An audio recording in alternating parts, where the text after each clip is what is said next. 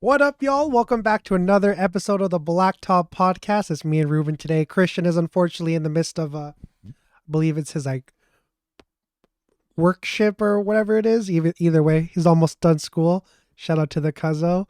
But yeah, it's been a few weeks. Ruben, bro, how you doing? I'm good, man. We were just talking about it offline, eh? Just busy time, work schedules are crazy, outside life is crazy, side hustle crazy. I'm sure it's the same thing, No doubt. but you know, you're too blessed to be stressed kind of thing. So, Yeah, I'm just happy we can jump on a pod pressure's and a just privilege, man. That's always how I kind of think yeah, of it. Yeah. yeah, 100%, 100%. But even though we've been off the pod for a bit, that doesn't mean the league stopped. Because man, this past like kind of ever since the All-Star break, crazy, absolutely crazy. I We didn't mean, even get to really talk about the All-Star break yeah, either. I mean, we can do it quickly. I thought it was, I'm not gonna lie, I thought it was mid, if I'm being completely. Yeah. Yeah. I don't know. The All Star weekend for me was kind of yeah.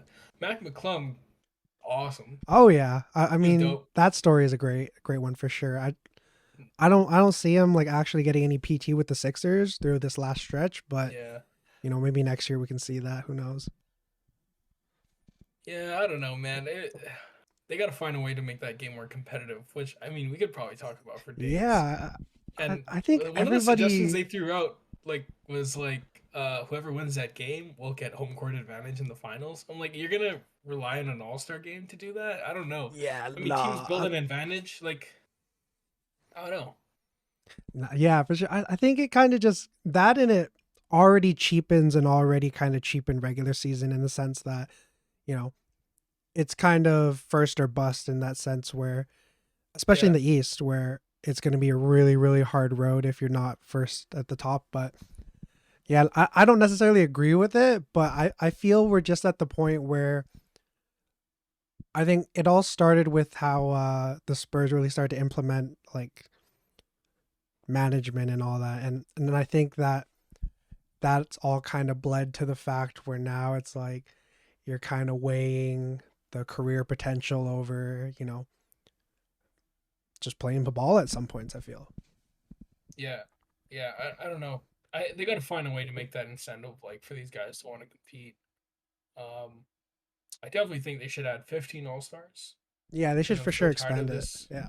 Yeah, I'm tired of the whole replacement thing. Um, and I don't know, I liked what they did, like the change, the format they made to the actual game itself. I thought was actually really good, especially for the first like couple of years because we had some close. Last year was a fun close matchup. Yeah, and I think the first 2020 was a year fun 80 one. won it on free throws, wasn't it? The first year they Yeah, did the the target first score. it was the second. I think it was the second year that they did like the. Oh no, I think you're right. The first year was when they changed the actual format to like three quarters and then the final score thing. Yeah.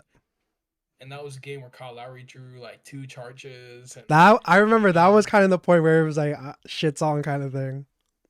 it was a competitive game that was fun to watch, right? And then last year, even though it wasn't as competitive as that, it came down to the final bucket, and teams were going back and forth a little. I mean, the whole charity thing, I just like as bad as it sounds, I don't think the players really care. It's a Yeah. nice incentive, but it's not gonna drive these guys to want to compete.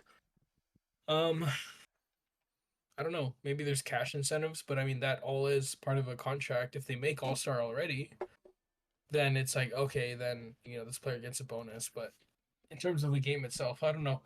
I think World versus USA is a really interesting one to look at, but that's only if That there's would be enough of a dope. guarantee. That's only if there's a guarantee to have enough World players. I mean, would there have been enough this year? I mean, off the top, you could for sure fill like That's I what don't I'm know trying if to you like. could fill Yeah, the whole 15 yeah. because then you're gonna get guys like you know Kelly Olynyk on that squad. But Yo, I what think about just Boyan Bogdanovic? oh What about Evan Fournier? man, everybody is a fucking bum. Hey, Cam Reddish is getting minutes on your Blazers, dude. Yeah, yo, Cam Reddish, the red man.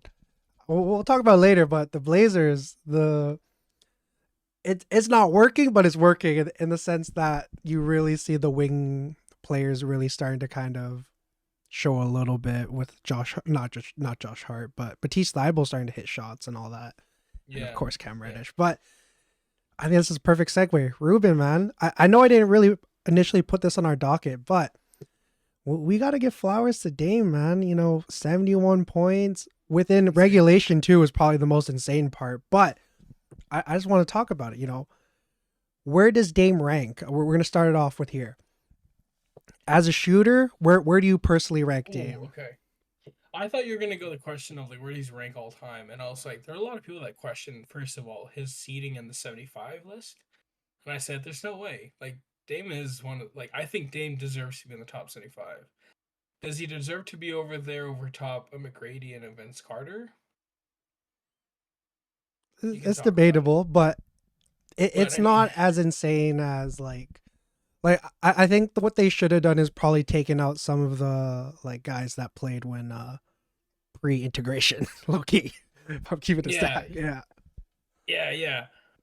Um, okay, if we remove the volume statistic, the just amount of threes that they've hit, like where does Dame rank on that list all time? That would be interesting to know. all time Just as a threes. side note. So I'll I'll look it let you up look while at you're that. going off. But in terms of shooting, like it would be interesting. Again, I think this is like a whole like we got to look at their percentages. We got to look at him all time, how many he's taken, and also like the depth. Like he is my probably right there with Steph. I would like to guess right there with Steph in terms of the longest 3-point bombs. And so if he's got that kind of number, a guy who can consistently hit that range for a long period of time as he's done, I think, at least for me personally, just thinking about the greatest shooters of all time, you're talking about Steph Curry, Ray Allen, Reggie Miller, Klay Thompson. Um, I might be forgetting a few, but I think Dame has to be in the top five all time. And here are the numbers. So he's currently sixth, and in total he has Six three pointers of all time. 2,351. Yeah, but I think the Oh, really thing that's going to generate discord here is that isn't significantly less games than a lot of these guys. Now, granted, you could probably chalk that up to, the fact that everybody's shooting the three now, but in 760 games, 2,351 threes. Now, he's slated to pass Kyle Korver, and that's in about 99 threes. And then after that, you got Reggie Miller. James Harden's third so all it's probably in time. a season and a half, Yeah, season and a half or so. Is that sorry 3-point makes of all time? that's 3-point makes. Yes. So James Harden's third, Yeah. and well, he's got crazy volume. I don't know what have his statistics been like all time and his takes. What? Sorry. What's his percentages from three Oh, if we're point range, going and by like what is percentages for these his guys. and what was his attempts? No, I get like the makes are important, Yeah. but it'd be interesting to know like the other caveat, like how many has he taken in comparison to the other guys on the Yeah, list for sure. He's and his taken percentages. And we're talking about James Harden or Dame Lillard? James Dame, Harden's right? taking basically Okay. 7,500, so that calculates to about 36.3%. Dame's taking 6,300, and he's hitting it at like a very slightly better clip at 37.3. So he's taken 1,000 less threes than James Harden, Mm. and he's 37%, which is a percent better, but I mean that's still a significant amount of threes that you're not taking, but still makes like that's insane. Yeah, for sure. Well, I think you also got to look at it in the context that Well, James has while played longer, right? that and while Dame's also been like, number one option and all that, James Harden has always kind of been the offensive system outside of like the OKC years and obviously now with the Sixers. So I think you got to look at it from the lens that there were games where everybody else maybe didn't even take 10 threes or like 10 shots in general, It's whereas true. James is Yeah. taking like 30 plus. But I mean, me personally, I'm Hmm. not going to lie. I think when you look at the makes, the difficulty it makes, and the fact that I think Dame Yeah. kind of talked about how he never really gets like the standstills. Majority, obviously, there's going to be like a few like blown coverages where he gets the open three, but I think a The majority of standstill his that's looks from like is 40 feet. yeah, that and the fact that a majority of them are coming off the dribble or his little sidestep thing. I think when you take that into context, I'm not gonna lie, man, I got him too. I think Okay, him and that's what Steph. I'm saying. You're right though, because like if we're gonna hold Steph to the same standard, saying okay, how many standstill threes does Steph really get, right? And it's like sure he might get more considering the fact he's playing with other great shooters. So when Mm, you run out against a shooter, like defensive routine, whatever, we talk about it all the time. But then it's like Steph has always been off the dribble, constant running around. We talk about how difficult it is for a player to run around that yeah, all the consistent. screens. Yeah, The screens that he's had to run through, that's a lot of endurance. And he's also, by accounts, JJ Redick covered this in another podcast when they're talking crap about Steph Curry, where he's like the least fouled player with the most physical contact um, in the NBA. Something like that, especially when coming off the screens, he's getting bumped, whatever.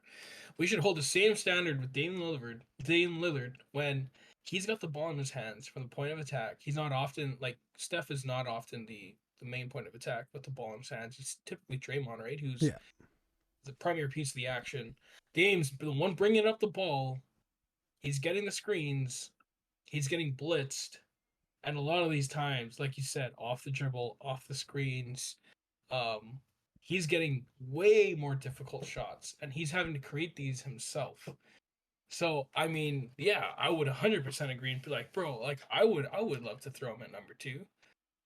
Like the stats back it up, but also the eye test does. So Hey, I mean, he's the owner of probably two of the coldest like game winners all time. Obviously, the rookie year oh yeah, one, when you look at the context of that, and the absolute. I think we're gonna look back 50 years, and I don't know if there'll be an even better game winner than than the wave off because yeah. that was crazy. That one, yeah, he just sent them home. Hey, like Mm. I don't think I've ever felt so deflated for a team Oh my goodness, ever. yeah. Even PG didn't even know. It's just like it's a bad shot, but shit went in. Actually, I can't lie. I felt pretty deflated for the Sixers, even though I was cheering for the Raptors. Because, like, I don't know.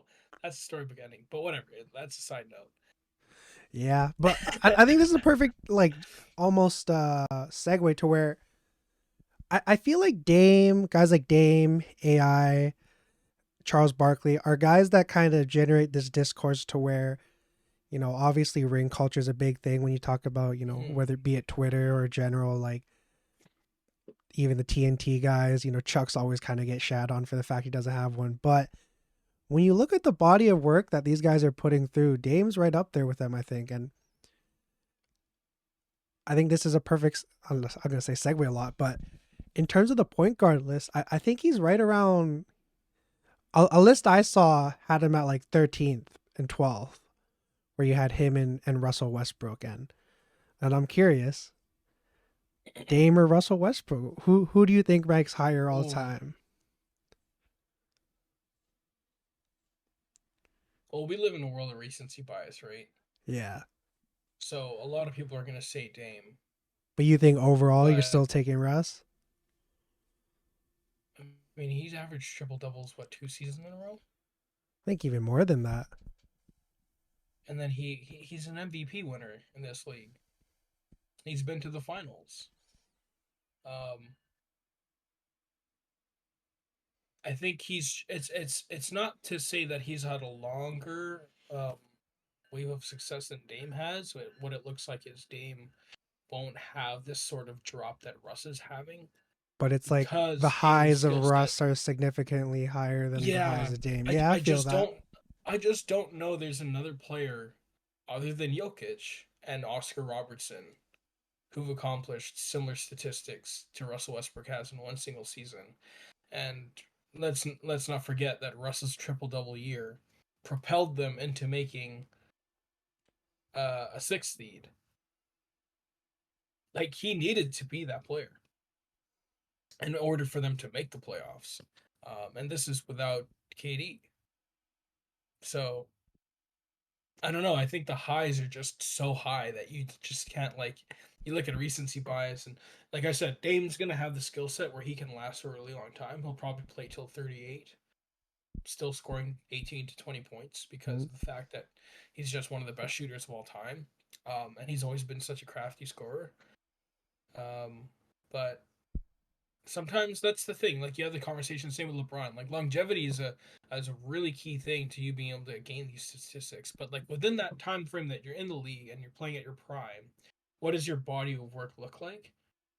Like MVP triple double year or multiple triple double years, multiple All Stars, so many accolades, two-way player.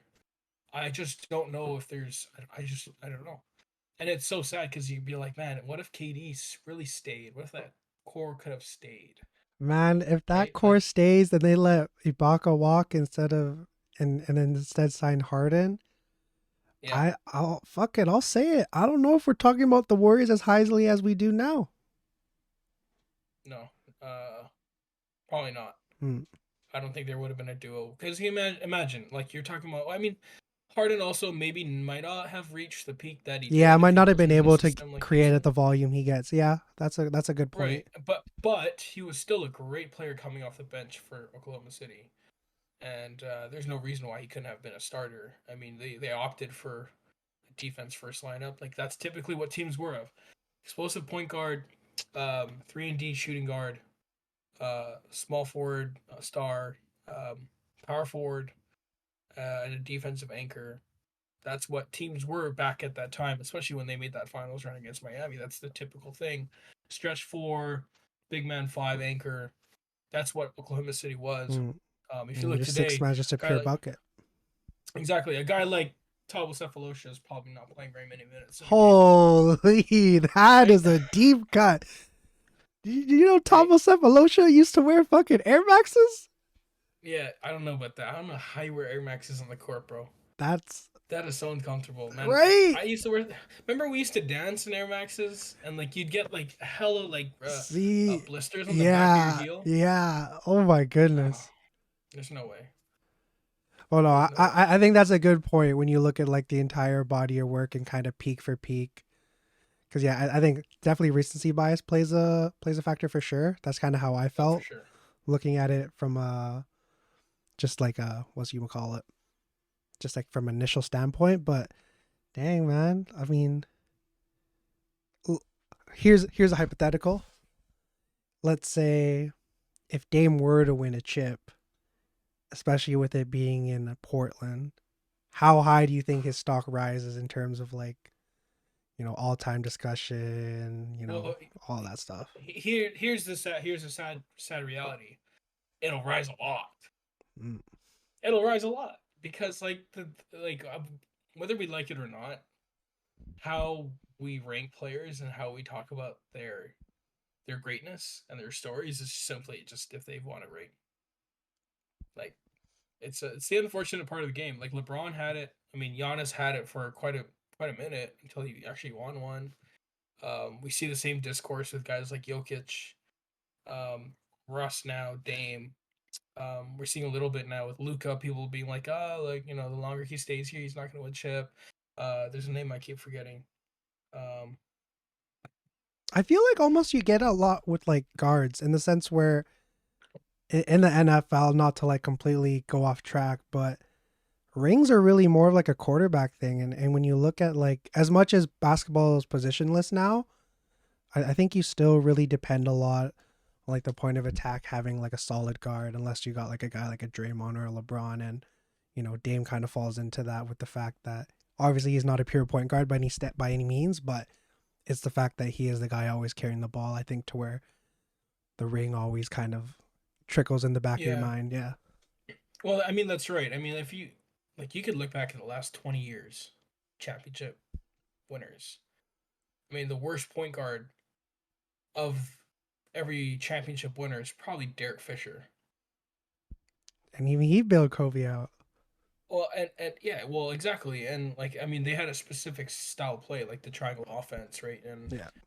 um, he fit a certain style. But I mean, you look back, there's Chauncey, Rajon, Tony Kyrie for the one Parker, year.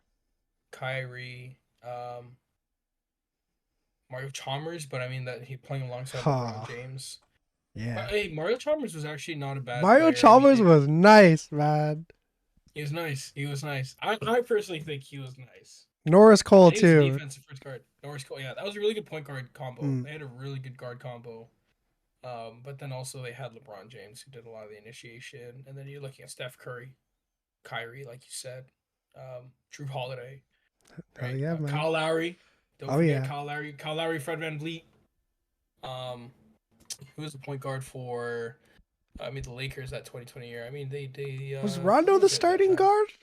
Was it Rondo or was it Schroeder? No, Schroeder No, was no, not the Schroeder wasn't starting on guard. that roster. Um, I feel like it might have been. can't have been wrong.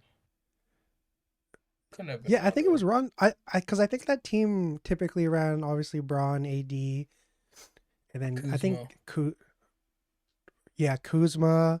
I think Danny Green started at the three, and then because of Caruso, that, Ed Caruso.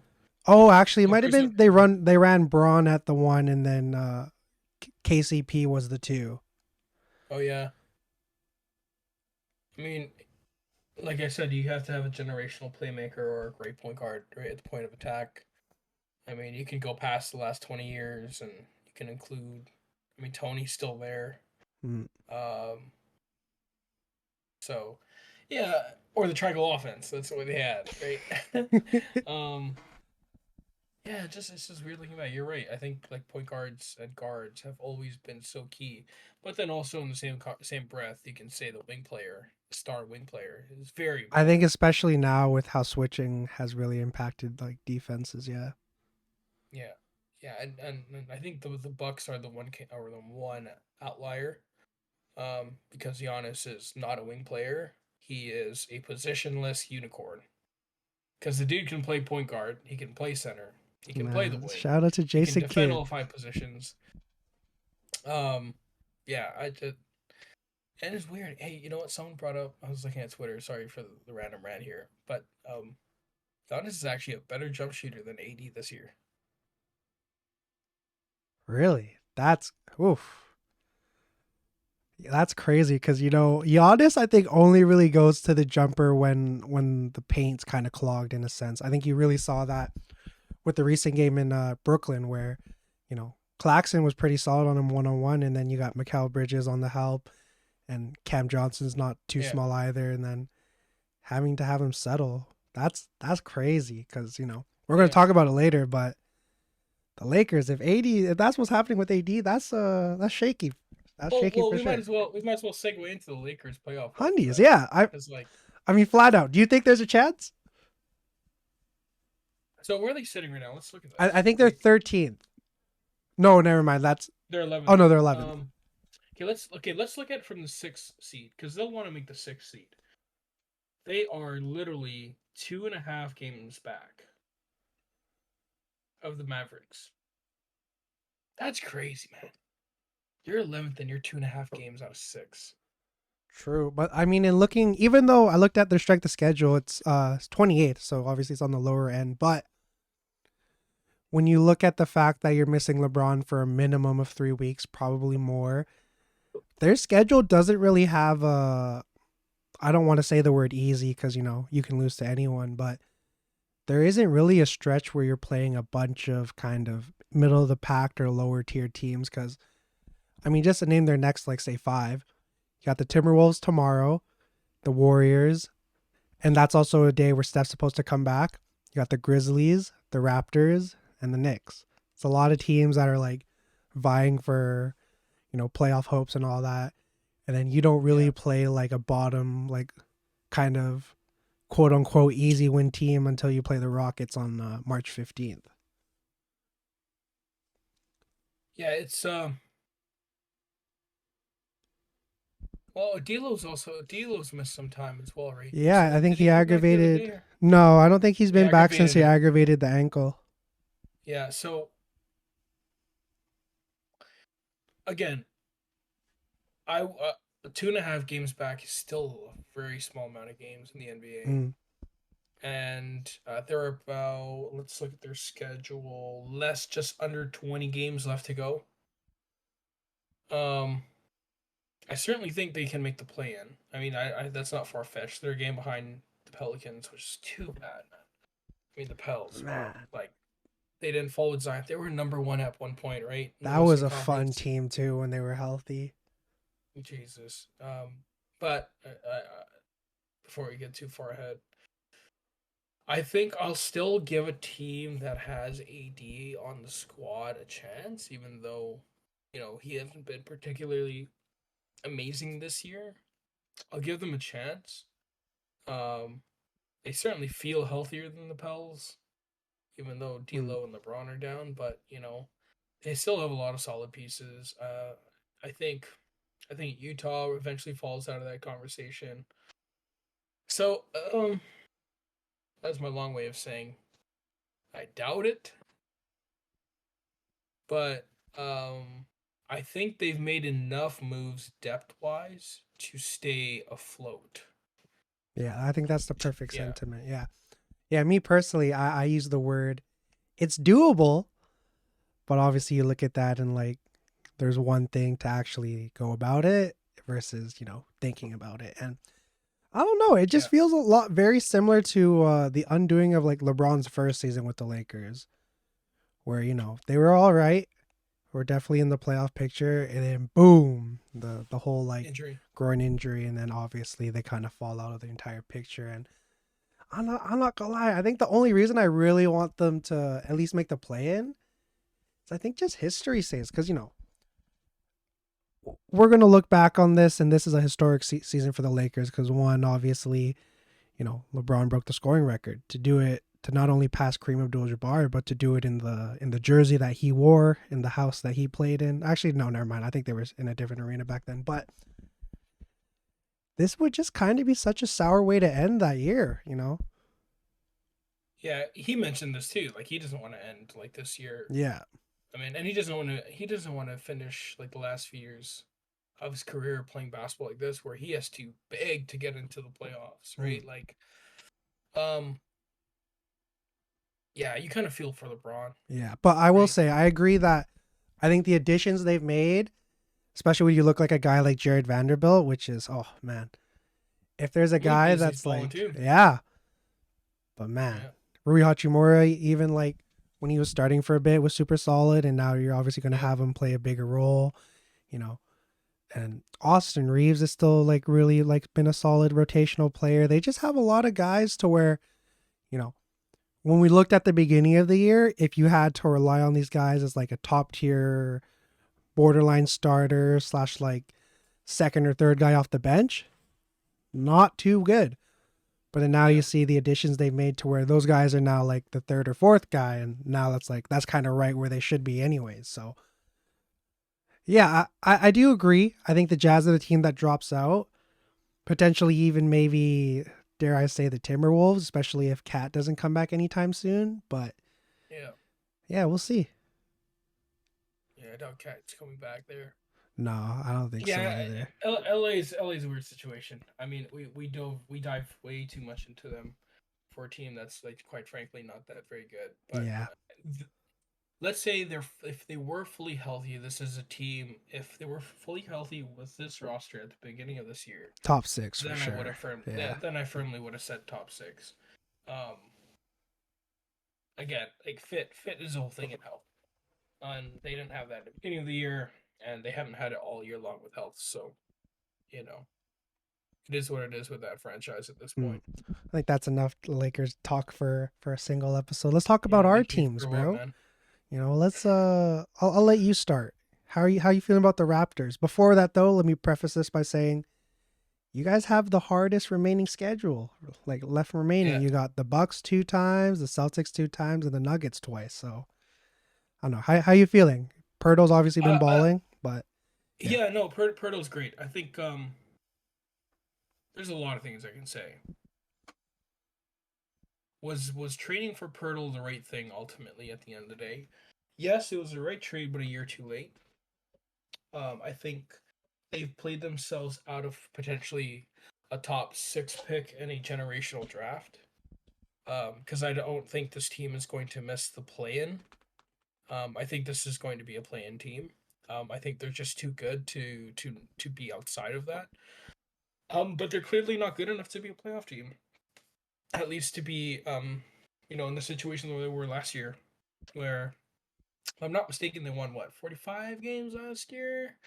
Yeah, and Um, around this time was when they like really started to turn a leaf, from what I remember, right? yeah, yeah, and they did have a quite hard schedule to end last year, and they closed that by beating teams like the Suns.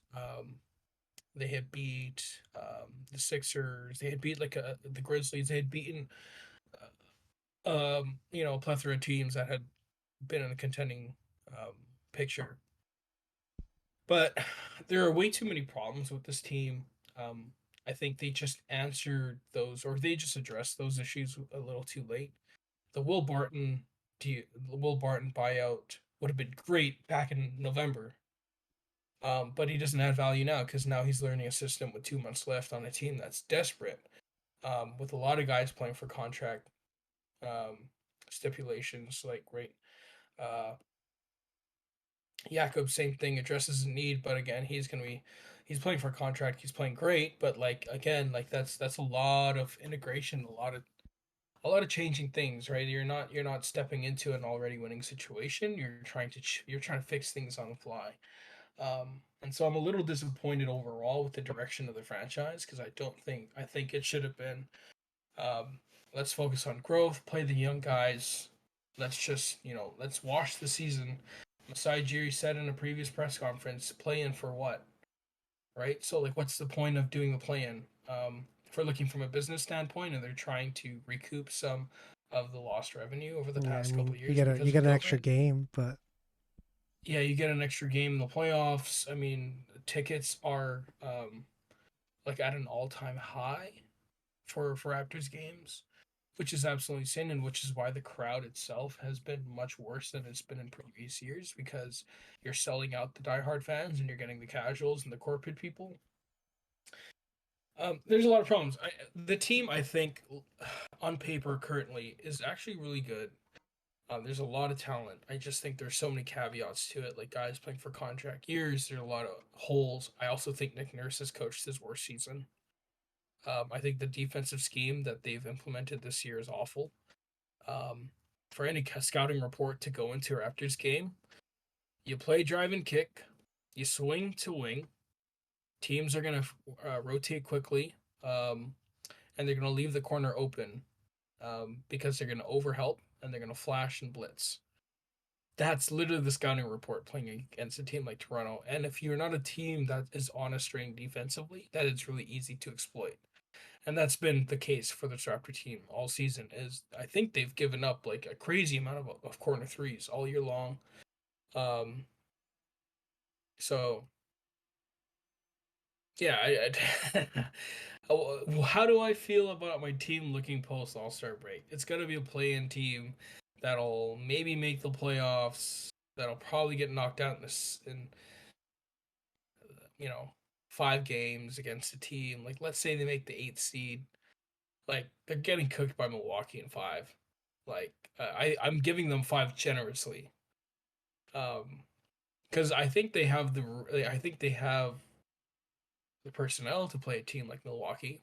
I just don't think that they're on a string to be able to play well enough for that. So no, I agree. I mean, whenever they play yeah, the Raptors, Giannis always tends to have like a hard time, and that all kind of bleeds back to the fact that they were the first team I think to really effectively run the wall on Giannis. And man, I will say though, I think a lot like how JJ was talking about a team like Orlando making the play in where there's value in playing like high pressure basketball. I would say it's almost the same to the Raptors in the eyes that obviously you look at this team and salary cap's one thing, but if we're just looking at it team for team and you look at on paper what you have, like you said, it's really good. And I think if you're able to bring a majority of that back next year, have a full off season of working together, full training camp and all that. And even if say they if we look at it now, they go out in this 9-10 game, I think they're still in a position to draft like a solid shooter. This draft's definitely got a lot of shooters, I mean, you got guys like obviously Brandon Miller who's not going to be in that situation, but Yeah, Filipowski, Jet Howard. There's a lot of guys I think that could really help this team if they were to fall into like the late lottery. yeah. I think it's a 20 deep draft at the very least. Mm. Like I think this is a really good draft. You said it best. I wish this was the roster at the beginning of the year, um, with health on their side. Because if you're talking about a starting lineup of Fred, Scotty, OG, Pascal, and Jakob, and again fully healthy, let's talk about a bench of That bench Will is Barton, nasty. Gary Trent, Oof. Chris Boucher, Precious Chua, and Otto Porter, who has Otto been a Porter would very have been great to have right now for sure. yeah, absolutely. And in the few games that he did play for Toronto, he was an impact player right off the bat. Um, so I'm happy that we still have Otto. At least we have he has a team option, which I think the Raptors will take. I think he'll for sure be on this. I'll be shocked if they don't pick up that team option next year. But yeah, I mean, again, you can go back in time and play what if, but you can't. So either I think personally, again, in my opinion, wash the season, get a high pick. You kept your first round for this year. Worry about re-signing your free agents. Um, get back healthy. Your Scotty's coming back, another year under his belt. Um, you know, throw the bag at Gary, throw the bag at Jakob. See if you can find a sign and trade for Fred. If that's possible. Um, come back with health. That nice draft pick. Maybe it's Amen Thompson. That'd be nice. If you, I don't think the I don't Raptors know. will The fall that deep, but the Thompson twins can't shoot though. oh man, but hey, dude, that dude's a baller, Yeah, bro. the Thompson twins are That dude's a nice. baller. He is. Oh my god, they are crafty. There's no way the Raptors are gonna be bad enough to get Scoot or Victor. But anyways, I think you got to go for the draft, in my opinion. I mean, there's no point. The Raptors aren't winning a championship this year. Um, is there a benefit in playing high pressure basketball? They did last year in a real setting. Um, I think the plan is great. It's just like, well, what's the real benefit of being in the play in? Yeah, I mean, I feel like it's only really like guys like Scotty, Gary Trent that really get like the full benefit of that. I feel that. Yeah. Yeah, exactly. I mean, and Gary's been in the playoffs since he came to the NBA. I mean, Mm. he started his rookie year. He was in the bubble with Dame, right? And so for teams like Miami and Atlanta and Washington, where they don't have the young assets to grow, like they need the plan. They need to get into the playoffs because otherwise the return on investment is nothing. Same with a team like Chicago. For a team like Toronto, where they are one of the youngest teams in the league, they can sit and wait. They can play it out for another year. Even though you unfortunately waste the year for Siakam, I would rather him sit and keep him healthy going into next year, where you can retool a little bit more. So, anyways, just my thoughts. Shoot, yeah, man. Tank for I want to know what you think about. One thing I want to know what you think about them Bucks though. man. I'm not gonna lie. I don't want to get too high because Jay Crowder, Jay Crowder. Jay Crowder, man. I'm not gonna lie. What did I tell you? I was a big Jay Crowder denier, but I think I will say this. I don't know if I said it last pod, but I only said that because a lot of those trades had us giving up Grayson Allen, and as poopy as Grayson Allen can be, I think the ability for him to create for himself is a big thing with this Bucks offense because drive and kick can only work so much, and then when you got guys that are kind of frozen and stiff out there, not able to create for themselves, that's when you get a little one dimensional. You look like the Dallas Mavericks to an Stagnant extent. offense. Yeah. Yeah. But I mean, during the streak, 14th best offense, the best defense, the best net rating. However, I don't think this win streak has had like too many like elite top tier teams. We're gonna see Saturday when they play the Sixers, but you know, there was a Tatum and Brownless Celtics. The two Clipper games were probably the two biggest like wins. But I mean, when you look at the Suns game, that was great to see because no Giannis, but no KD as well, and you know classic Drew strips Devin Booker, and then it'd be like that. However, uh, to start it off though, I mean, yeah, like I said, I don't want to get too high, but when you look at how this team has been firing on all cylinders since the turn of the calendar year and the All Star break as well, I mean, it's been great to see how the new pieces are fitting in. I think Joe Ingles has finally kind of started to hit a consistent stride. Uh, and not only that, Jay Crowder, of course, man, something about playing back in the Wisconsin might be something in there. Yeah. But I don't want to get too high for two reasons. Number one, like I said earlier, the streak hasn't had too many of like the cream of the crop teams.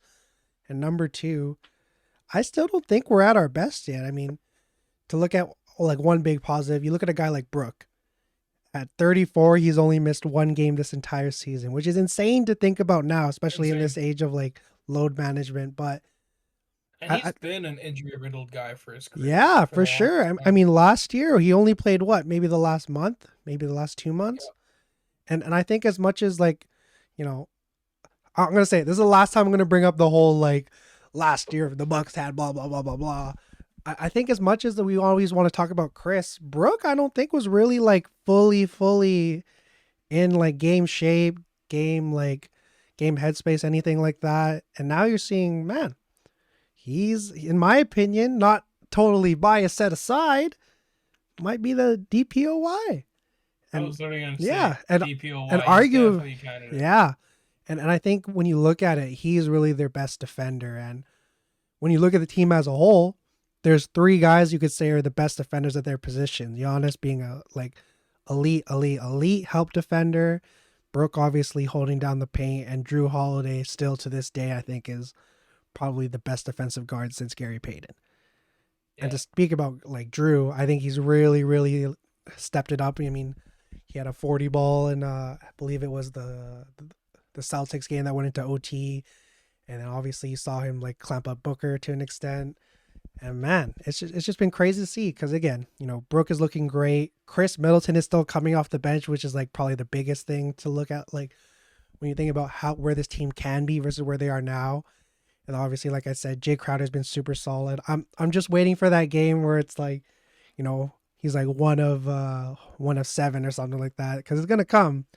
But from what I've seen so far, I think you'll get no complaints out of me. I think Saturday is really gonna be.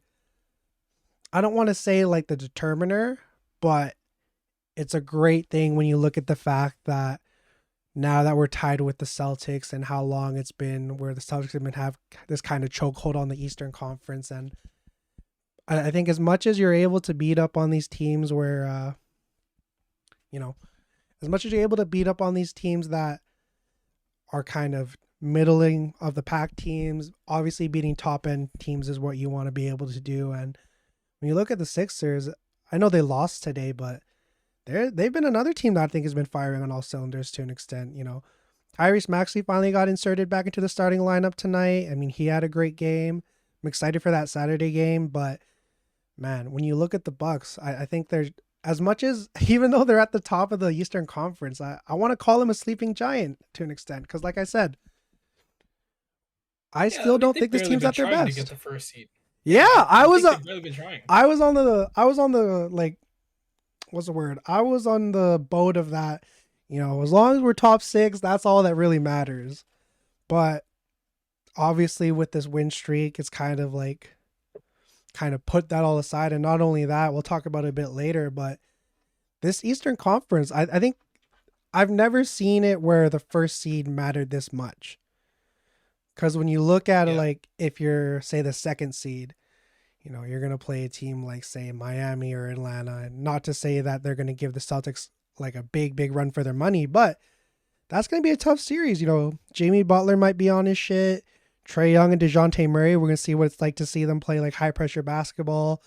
And if you get past that, good luck. You're either gonna get Philly or Cleveland. That's gonna be another crazy series, and all that just to get to probably the Bucks or again whoever's the first seed. It's gonna be a dogfight in the East for sure. Yeah. No, the East is not going to be a fun conference. I mean, both conferences, like we said, like we've talked about this multiple times this year. as wide open as it gets, and I think this is probably the perfect segue right into our Mm. next piece, which is like the playoff picture in each conference. Like, I mean, we can go in depth more, but if we are looking at it from like a surface level, each conference has. You can really say each conference has. I mean, I think the East has four real contenders, and I think the West has seven. I was gonna say, yeah, the West has like 6, 7 teams that could like make a like a legit run. Yeah. Um, and I think it's the first four in the East Mm. and the first seven in the West, which we currently have. If you're looking at the conference today at 10:49 p.m. on March 3rd, right? This is March 3rd. Sorry, March March 2nd 2nd. on a Thursday at 10:49 p.m. So, I mean, it's wide open, man. It's For wide open. sure. Being the number one seed in your conference will matter this year. Seeding absolutely matters this year because, again, I mean, I would much rather play Atlanta in the first round than Cleveland, and then whoever gets out of that dogfight between the 2 and 3. Because if you're 2, you're gonna play Miami. If you're 3, sure you play Brooklyn, or it could be a team like Atlanta or Toronto, right? And I would not want to see Toronto in a playoff series, regardless of whoever you are. That's not You do not want to see Toronto playoff in playoff series. I also don't. I was gonna say the same thing about Miami, but team trash. Look that team up, Man, Riley. Kevin Love. Yo, man, that man done fell asleep during the trade deadline. That's why he didn't trade Kyle Lowry. Damn. But I Oof. don't know, man. How do you feel? Do you agree that there are four real contenders? And why is it the Knicks over the Cavs? You think the Knicks can beat the Cavs? Dang. Oh man, for that's I think when you look at like the first round matchups, that 4 and 5 is probably the most like I don't That's want most to intriguing to say me. yeah, it's the most intriguing, the hardest to judge. Oh man, ooh, Because okay, let's but look at looking this at first, it, right? Jalen Brunson might low key. No, okay, I was about to say something. I was gonna say Jalen Brunson could be the best You guard think in that series, Donovan? but oh Oh, man, yeah, yeah, Donovan that's Mitchell's in Donovan this series, Mitchell's the best guard in that series, but but Jalen Brunson is a dog. and I think the when you look at it, the Knicks have the personnel to I don't want to say slow Yeah, down, but to hold guys like Garland and Donovan Mitchell at bay. Because I think obviously you put a guy like Quentin Grimes, Josh Hart on him, and from that, not that you're able to hide Brunson, but he doesn't have to waste his energy guarding like two of the best guards in the league right now. right. And what we're forgetting about caveat here is when you're talking about wing play. I mean, the Knicks have that in the bag, Mm, right? Quentin Grimes, like you mentioned, R.J. Barrett, dogging him. Josh Hart. I think that they're dogging Isaac Okoro and Harris LeVert, right, in a playoff series. I think uh, I think the Knicks have the depth, right, and in the playoffs, Mm, that 7-8 rotation that you have, even though it's a tight rotation, those three guys that are going to play the bulk of those minutes off the bench are super key, right? And you have Josh Hart, Quentin Grimes, you've got Quickly, right? oof. Yeah, And they're going to have that's Hartenstein. Hartenstein is a really solid backup big to Mitchell Robinson, and Mitchell Robinson having a really good defensive year. Also, I think we don't give enough flowers to him. Um, but yeah, I it's an intriguing it's matchup, intriguing for and sure. if I'm right now, you ask me who I'm taking in that 4 or 5 series. I'm Oh, taking the I'm Knicks. taking the Knicks. If we're going off of like how the form right now, which granted, you know, you always want to be playing your best basketball heading into playoff time. So man, that's crazy. But to kind of somewhat come to the Cavaliers' defense here, this could be kind of the Evan Mobley, you know, coming out party. You never know. Not to say he's gonna put up like crazy 20+ point performances or something like that, but I think we're gonna be able to if everything were to go, you know, in favor of the Cavs, obviously, I think you have Evan Mobley as a primary on Julius Randle. And if Julius Randle has like a playoff series similar to the last one he had, I think we're going to be looking at Evan Mobley as coming into his own in a sense. And not only that, I think this year you've seen him not only take the uptick in a little bit of scoring, but he's got some sneaky playmaking.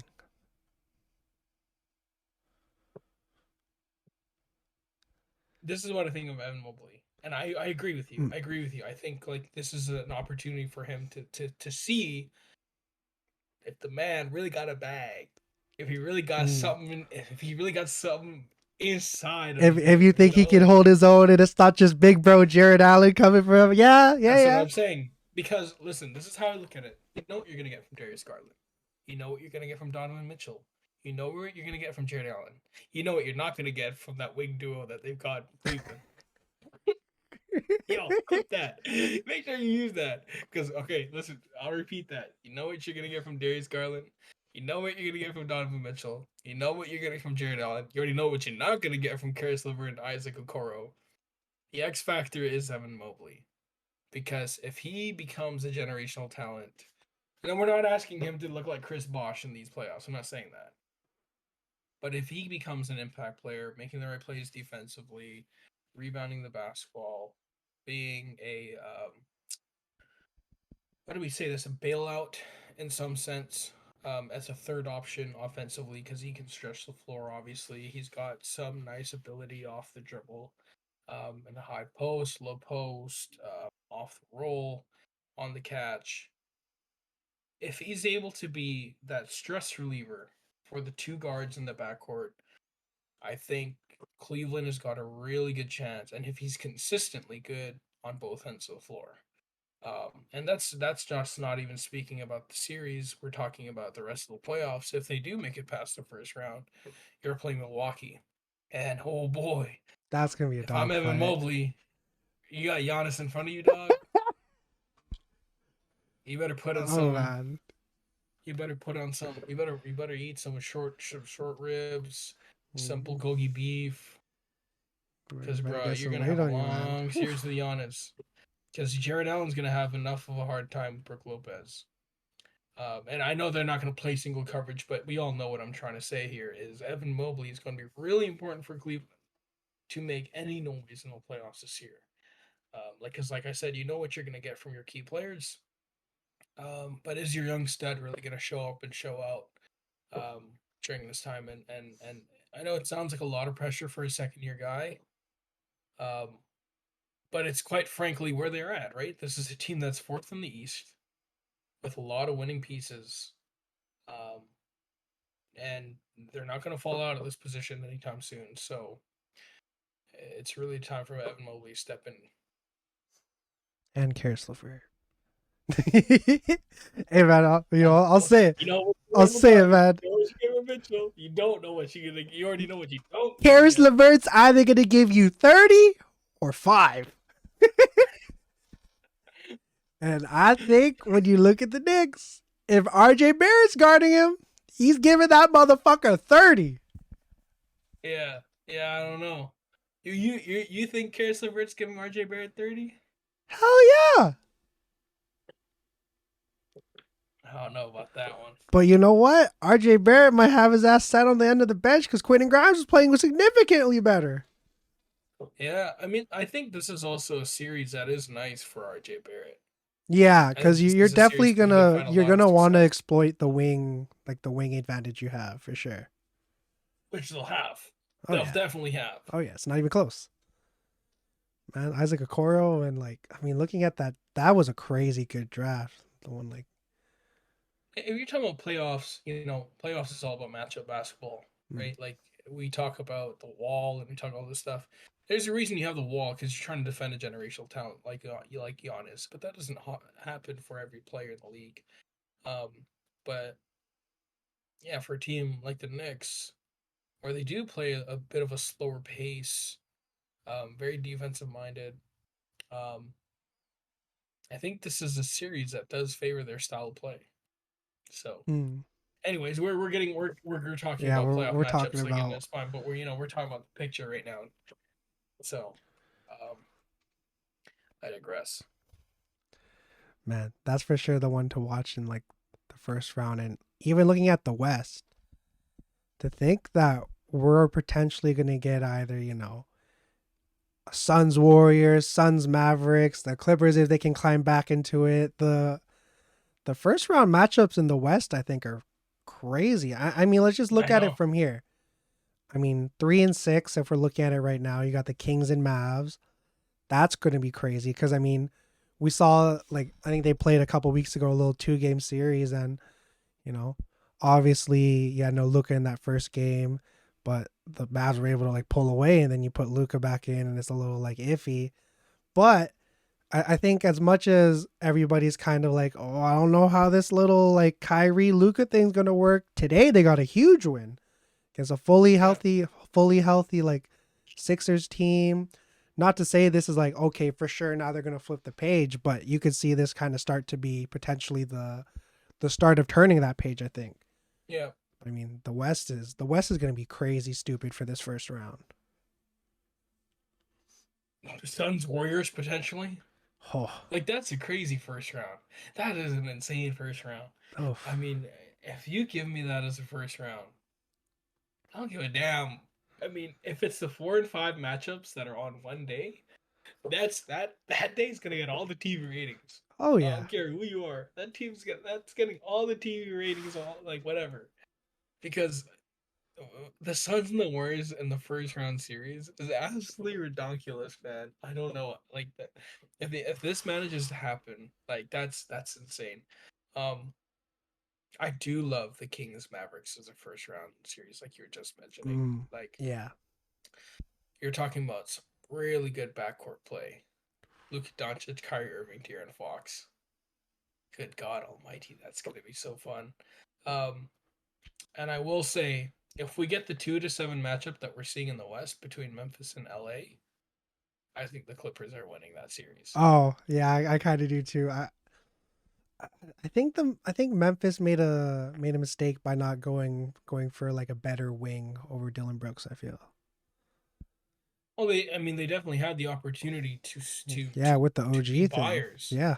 Yeah, I mean, they were definitely in the talks. I mean, from my understanding though, is that OG's value wasn't as there weren't the actual real offers weren't what we perceived to be the value for OG. We're talking about 4 first round picks, Mm. two good solid young players. I mean, we were talking about the Pelicans potentially giving up Trey Murphy and Herb Jones or Dyson Daniels and multiple first rounders.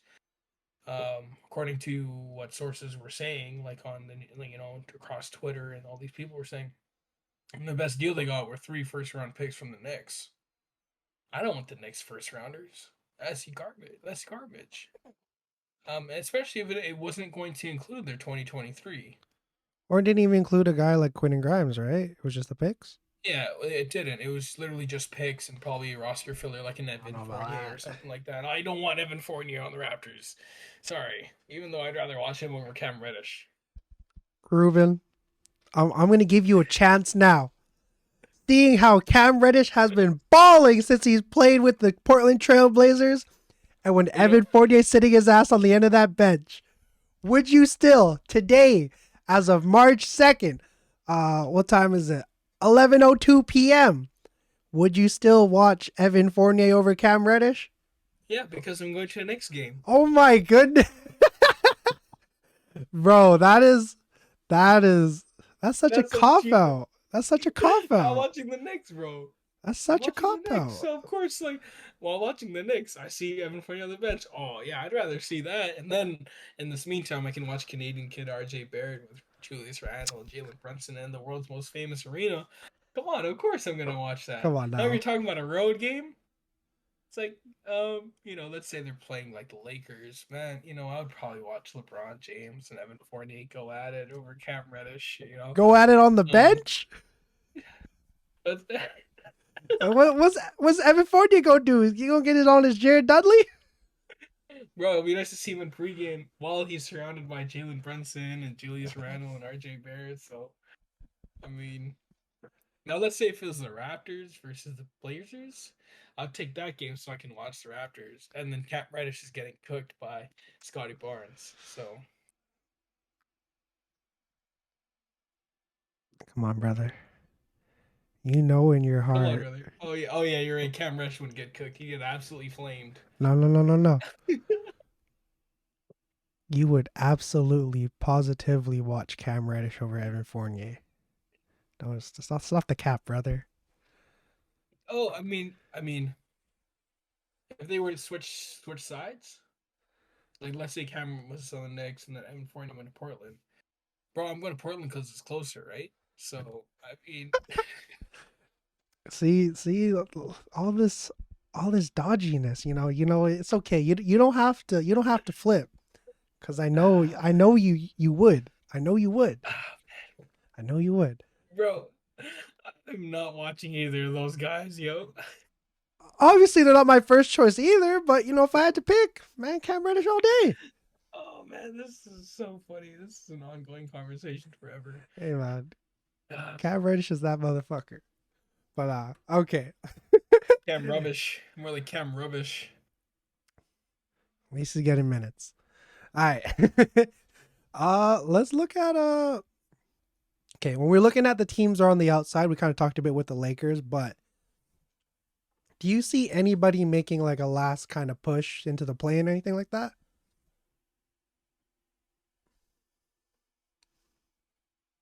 I'll give. I was gonna say Chicago, but they look really far behind. I mean, they're a game and a half outside of the 10th, Yeah. but I mean, despite the Pat Bev add-on, it doesn't look like that addition has been receptive to the rest of the roster. Like, I'm sure you've seen that video of Pat Bev yelling at Vucevic for the help side. I don't know if you saw it. What happened again? Well, basically, Pat Bev got beat off the dribble. Vucevic isn't even looking at the ball. Doesn't come over for the help side. Pat Bev says, "Hey, step over." Vooch says, "I'm guarding Wiseman." Wiseman's setting a screen for the dude at the high post. He's in no place to make a play. You can play drop coverage because it's a double screen. That's where you can blitz and switch, and you cover, you rest and recover. You show and recover. Simple defensive principle. Vooch is saying, "I'm guarding Wiseman. I'm over here." He's not even looking at the play. He's guarding a guy that's in no position to make a basketball play. So, anyways, he yells at Pat Bev, going, "I'm doing this over here." That for me, after I saw that, I was like, "Yeah, bull season's done. Get rid of Vooch." I don't think this is. Yeah, I think Vooch is one of the most overrated players in the league. I feel like he's been alright though at times. Is he worth He's the been money he's he's getting been good, paid? Definitely not. But and he's a good offensive player. Good offensive player, right? mm, Like good offensive big. But like there's part of me that feels a lot of that is really inflated.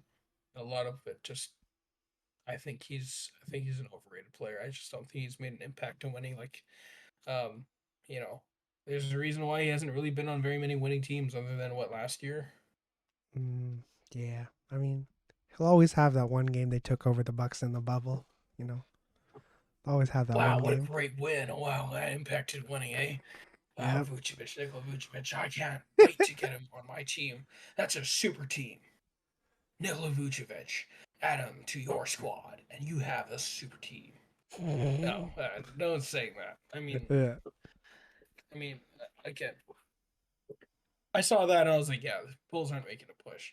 The Lakers we talked about. I think the Blazers can make a real push. I mean, they're also a game and a half back, but I mean that's if excuse me, health is on their side. I don't think Nurkic has been playing recently, right? No, Nurk's been out for a while. Yeah, So Eubanks has been um, holding it down though, but he's been yeah, I playing I well. think Yeah, when I watched the game and with like the Bucks and all that, I knew like it's gonna be a tough night because they have no like kind of front court presence at all. Because I mean, outside of Eubanks, it's what Trent Watford, small ball five, if that. yeah, yeah. I also feel like the trades they made were low key to give up on the season and try to get a hype. I mean, did they give up their draft pick for this year? I think it's I feel like it's lottery protected or there's some kind of protection on it. I mean, if they drop in the standings, I mean, I think that it's worth looking that route. I mean, I would say that for any team that's not in any playoff race, real position to contend this year, Mm. this is a generational draft, man. Just drop it. It's all right. Like, You made the money this year. You had some really nice storylines. Now go get Victor Wembanyama.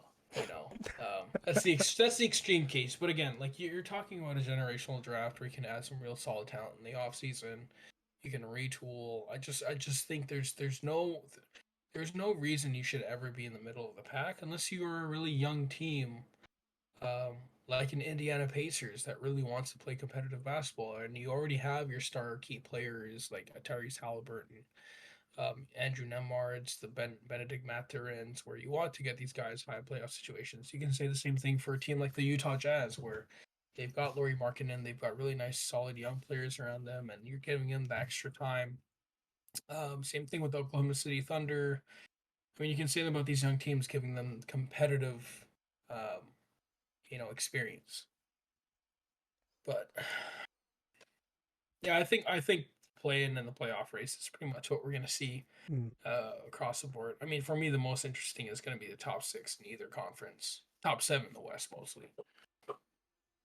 Yeah, I will say, not that I don't think they're going to make the jump because I think they're a little too far behind, but kind of sucks that we're not going to see the Pacers in here because I mean, early in the season they were kind of holding their own to an extent, but then you saw like Halliburton going down for a couple weeks prior to the All Star break, and man, it Yeah, just kind of sucks because I like their team. I think when you look at what team has the potential to make, now I don't think it's going to be like directly like it, but when you think about a team that can make this kind of Sacramento level jump, I think you look at a team like the Pacers to where I think you have all the pieces, you have your nucleus. Now it's just about really kind of figuring out the pieces around that. Cause, you know, I mean, just to look at them, Halliburton, obviously, your franchise cornerstone, Miles Turner, top 10 center.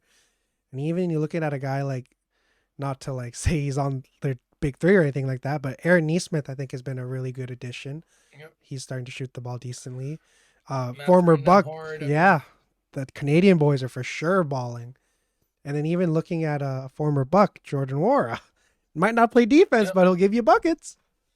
So I think when you look at next year, now obviously they're not going to be competing for like a championship or anything like that, but I think the Pacers are going to be really good next year.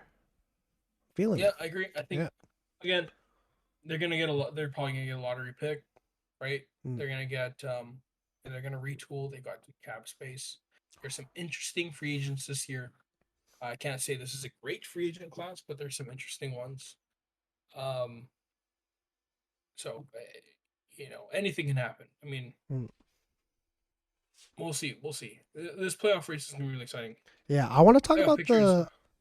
the 2, 3 seeds we got in each conference. We'll start with the Kings. Now we already kind of talked about how the potential matchup, but how are you feeling about the Kings in terms of like the playoffs? I mean, they have the best offense right now, but the defense is a little lacking. So, you know, what's your Yeah, outlook I on mean, them?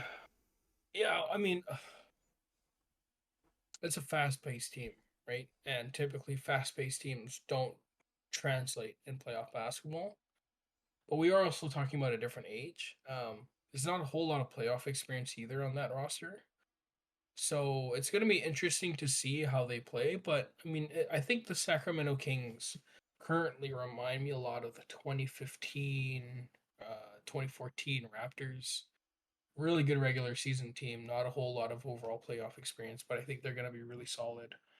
Um, I think they're going to be competitive. They also have one of the best home court advantages in the league. Like that arena's packing and that arena is loud and explosive. Man, So I mean, that's gonna like be the beam, electric. right? Like the beam. Yeah, So I think Sacramento. It depends again who they play. Um, I personally would like them. Actually, a competitive team. But if I'm looking at the 6 and 7, whoever falls into that 6 seed, let's say Sacramento stays 3 because it's looking that way, or they go mm, 4. I don't like them in any series.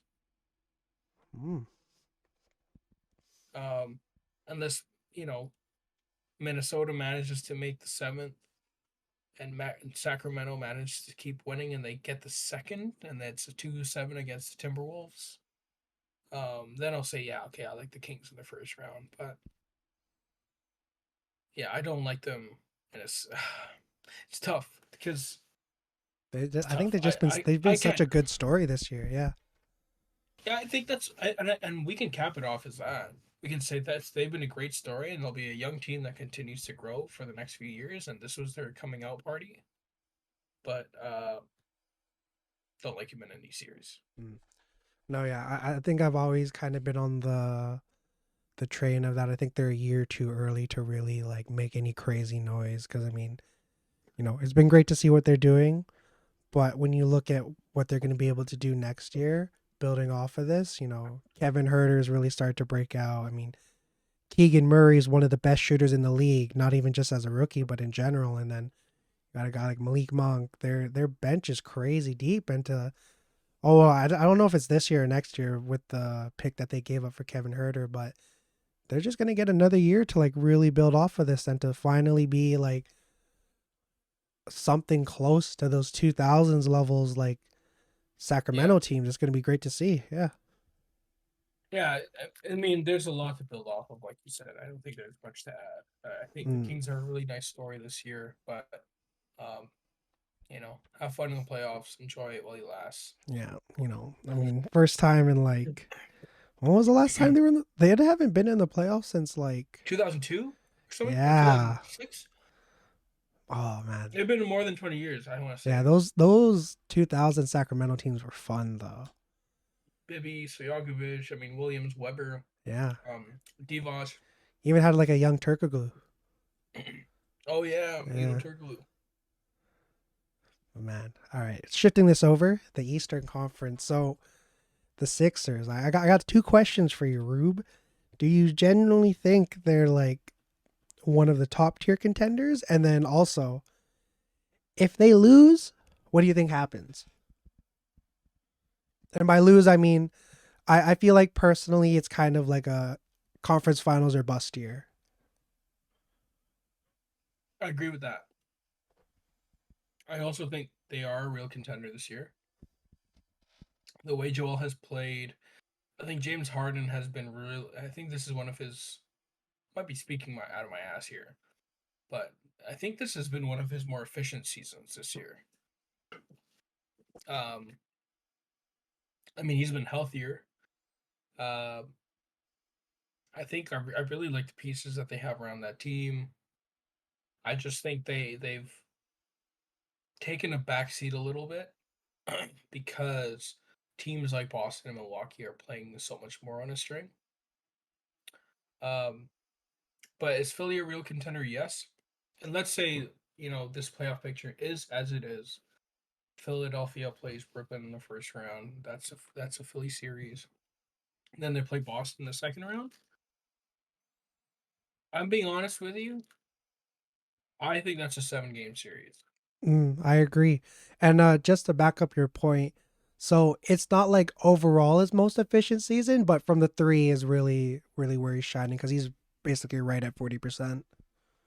Well, I mean that's where he's going to be needed, Mm, right? Because at the end of the day, this team is centered directly around it is sort of a heliocentric offense in a sense, um, around the pick and roll between James and Joel, and I believe the hookups they've had between with each other are far more than the next best duo in the league numbers wise, and so it is duo centric to those two. But mostly around Joel Embiid being the first hand scorer, and then guys kind of surrounding him with shooting and secondary playmaking. But yeah, I think this is a real contender. I think if they were to play Boston in the second round, I think that's a 7 game series.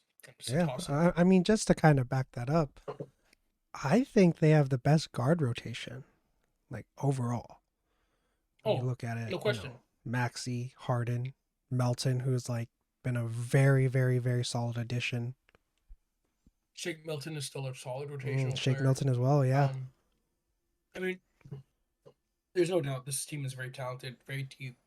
I mean, I think I remember reading some fans' comments that there is some poor utilization on Tobias Harris, who's really had to step up this year defensively, which is really important because PJ Tucker can't. I mean, he's just quite too old for that now, right? To be the main on defensive option. But Yeah, they got the pieces. They added Jalen McDaniels, which I think is going to be a big help. I think Jalen Um, McDaniels was like, yeah, we talked about it during the trade deadline pod, but we did. I think he was one of like the more underrated pickups for sure. Yeah, and he's getting a lot of playing time, and they needed someone to be on the wing as a bit of a stress reliever. But yeah, I think Philly is a real team now. If they lose in the conference finals, I think they say, hey, let's run it back. Let's see what happens. But if they're an early exit or the conference finals isn't very competitive, I mean, I'm gonna follow the dice. I think there's where there's smoke, there's fire, and I think the James Harden rumors of going back to Houston are very real. I don't know if you've seen those, I've seen that. but I think it's just like people always want to think you're just putting him on the roster they have now, but I feel like if you do that, then obviously a few of those young guys are gonna go. But man, yeah, I agree. I I mean, I believe think they can sign him outright to a max. well, I don't think it's necessarily that, but I don't know if he's really gonna want to go there to play with like that team as it is now. You know?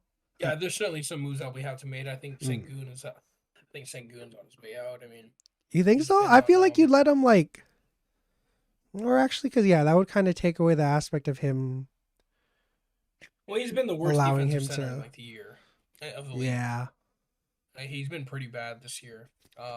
And Coach Silas came out and said like they benched him in the fourth man, because like it was Silas is going out of so. I every feel like position. Silas is wrong for that though, because you know the Rockets have nothing to play for, and then They when you definitely look don't. at like being able to play high pressure basketball, obviously they're not going to be in the play-in or anything like that, but you're really not doing anything in terms of like again playing meaningful basketball. So I feel like you should let the Jalen Greens, you should let the Tar Easons, the Josh Christophers, the Alperen Shenguns, you should let them really play those situations out just so that you don't want to come to the point where everything goes well, development is on point. Now, when they get to these situations, they have no idea what to do. So I don't know. I feel like if James Harden goes there, outside of like the additional veterans you're going to acquire, Steven Silas is the first thing to go. Yeah, I mean that's an interesting one because Steven Silas came on hoping that he would coach a roster with James Harden. Mm, It didn't end up materializing that way. With regards to the Alperen Sengun thing, there's a reason why I agree with Silas to a degree. It's because you don't want your players developing bad habits, mm, right? Like you don't want your players developing bad habits. And I watched that third quarter. There was a great tape put together by someone, Butch Point, I think. I just want to give credit to the right people on Twitter. They had all his defense possessions in the third quarter. cooked, cooked. Barbecue Oh my chicken. god, my mom can play better defense. She's a bum knee, and she has like no muscle left in her knee. Like my mom can play better defense. My mom can play better help defense. My mom can play better effort defense. Um, and so I mean it's an embarrassing thing. You don't want your young players can developing bad habits. And John Wall said this several times on a podcast where he was on a squad where these young guys are just happy to be there. And you certainly don't want a team developing those habits. Otherwise, you just turn into the Charlotte Bobcats, right? Like I think yes, you let Sengun play out these moments, but I think from a coaching perspective, I think the right move was made because if a team adjusts to going and attacking a specific matchup every single time, and the adjustment hasn't been made by the individual player, I think you just make a system change. And taking out Sengun and putting a more capable defensive player probably fixes that to some degree. Even though you lose out on size and maybe some offensive versatility, but I mean, if going at a certain guy's a guaranteed bucket and he's not trying to pick it up, then I mean that's a different conversation. But I don't know. I think we're talking about the Rockets, but we're talking about James Harden. I think Joel Embiid. I think I would like to think he's a guy that is sort of impatient. And Yeah, I think if they don't get anywhere this year, at least to what they were expecting, I think we'll hear some stuff in the summertime. can you imagine how like what that kind of deal is gonna be? Because I mean, Rudy Gobert ruined it for everyone. Oh yeah, And just to think no that doubt. that was what basically 6 or 7 picks if you include Walker Kessler. It's gonna be, oof. I don't Walker even want to Kessler does imagine. all the things that Rudy Gobert does really well, And and a lot better, more skilled. Yeah, better. so yeah, man, it's tough. You know, draft picks aren't a guarantee, but when they happen, they materialize into players that you could have had. You often go there and say, "Man, I can't believe I took Malachi Flynn over Desmond Bain." Oh yeah, because Malachi was what 28th. That's tough. But you know, it is what it is, and it's the same thing happens with the draft. Again, I think they lose. I think Doc Rivers is on his way out. For Um, sure. I think that he's had enough complaints and he's been on the hot seat quite a bit. So I think he's off the train for sure. I think Joel is a little impatient. I think you start to hear some rumblings there. Um, but I think the first big piece that they would have to address would be James because he can walk out, right? Like he has that player option, if I'm not mistaken. So he can walk out this summer and choose to go to another team. So we'll see what happens. I mean, I think he ultimately stays in Philly. I think it's just the best situation for him. Yeah. But yeah, tough. It's tough to think about. Tough to think about. All right, we're winding down here, but before we end off, bro, got a little wild card here for you. So All whether right. you got one or a few, who you don't have to like go over every team, but if you had to pick a few guys, who do you think are like the biggest X factors heading into not only this last stretch of the season, but potentially, first round playoff matchups and all that? So X factors for I'm thinking off the top of my head for any of the teams on the playoff picture. Yeah, could be whoever. Well, Denver, Jamal Murray. I like that pick. Yeah. Denver Jamal Murray. He's gotta be great for them to have any chance of sniffing a trophy this year. Um, Cleveland, I already mentioned Evan Mobley. That's one. Um, let me try and think of another one here. Mm, Yeah, I think one I'll throw out is I think Jalen Brunson. As much as he's kind of like the guy yeah, there, when you look at like that matchup and the last time he faced Donovan Mitchell, oof. yeah. I mean, it'll be his first time leading a team, right? Mm. Without his partner as Luka Doncic. Um, I'll say one X factor here. Russell Westbrook for the Clippers. Ooh, how? Oh my gosh, you called it. First of all, even my bad, bro. Didn't even mean to give you. I guess I got to give you flowers there. How do you think it's been like these first few games? I think you know I like the addition. I initially thought that they were just gonna address it with Russell because they didn't have a point guard, Hmm. but it seems to have worked putting the ball in his hands. I just think the best qualities of Russ are showing itself with the Clippers, but also the things that have made him such a highly criticized player, turning the ball over multiple times, trying to make the getaway play, so to speak. Um, he doesn't need to do that on a team like the Yeah, Clippers. I think there's just a little bit of more tinkering that needs to happen. Yeah, and I think like again pushing the pace, being a dismantling force on the defensive end, getting in passing lanes, uh, running the break, attacking the rim, drive and kick, screen and roll, screen and pop with guys like Kawhi and PG. I think that's all perfect. But when it comes to the dead time, in clutch situations, I'm giving the ball to Paul George, Kawhi Leonard. You don't need to worry about making a play. You just need to be in the right position at the right time, low block, get ready for a rebound, or just get ready for a cut. He doesn't need to make the home run play. So that's I why I think think that's where that's the he I perfect think he wording. can Yeah. Yeah, I mean, I think that's where he can really benefit. You know, being in the team, man. If we get the best of Russ without having to try and make the home run play every possession, I think the Clippers are very dangerous. 100%. I guess last one I'll throw out though, for in terms of an X factor, you know, we're big Christian Wood fans on this podcast, and I Oh think, yeah, yeah, I'd love to see him carve out some more playing time. Obviously he is a little bit of a defensive liability, but when you're looking at this team, as much as like you want to celebrate the fact that you got two of, the greatest creating guards in their prime, like in their time of all time, but you don't really have that guy that's going to be able to bail them out in a sense where you don't have that guy that's going to be able to match up on the bigger guys because the backcourt is obviously one of the most talented of all time, yeah. but outside of like, Josh Green's been a really good player for them this year, but I don't know if I necessarily trust him on the offensive standpoint yet fully. But I think you just Well, need that's this why you team got to Christian have, Wood. yeah, you need a third guy to really emerge as like a dude that can get a bucket. And I think Christian Wood is undoubtedly that dude. Yeah, no, I agree. I think that's why they brought him in, right? He's got to be the third option. Mm. Um, I think he can get back to being.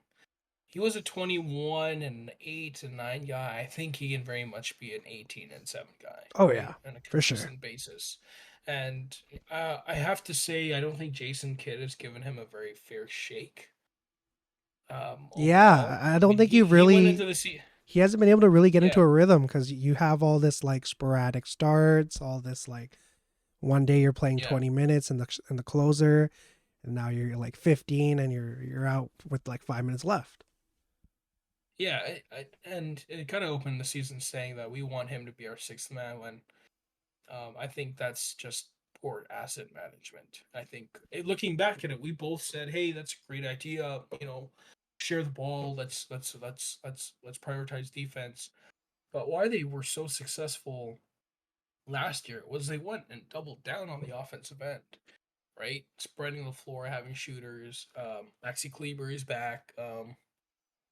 So I think why not just say, hey, like Christian would start alongside Dwight Powell or whatever it is, and let's, you know, let's go all offense and be that third piece that Kyrie and Luca need to kind of balance the effect out a little bit. Mm. And you got Josh Green there to kind of hold it together. Now, obviously, I don't think he's at the level of like a Dorian Finney-Smith yet, but Very you good depth. you need those high pressure reps to really get to that. And you know Yeah, that starting five, if you throw out Luca, Kyrie, Josh Green, Christian Wood, Dwight Powell, that's a solid five. solid five, absolutely. Josh Green was actually is actually been their best on ball defender all year long. Mm. All right, even when they had DFS on the roster. So I mean, there's a lot of good pieces. I mean, you have the shooting, you have the defensive anchor. I think JaVale McGee should honestly be getting more minutes because I think he's still an impact player. But he said it best. It's still a solid rotation. I just think that's been poor asset management. I think Jason Kidd has been really wonky with his rotations this year. No doubt, no doubt. But that's going to do it for another episode of the Blacktop Podcast. We appreciate y'all listening in. Hopefully, next time all three of us are on here. But, Ruben, you got any last things to say? Nothing left. Just enjoy your days, y'all. Blessed, too blessed to be stressed. That's what I like to say. 100%. With that, stay safe, stay blessed. We'll see y'all soon. Back shots, back shots.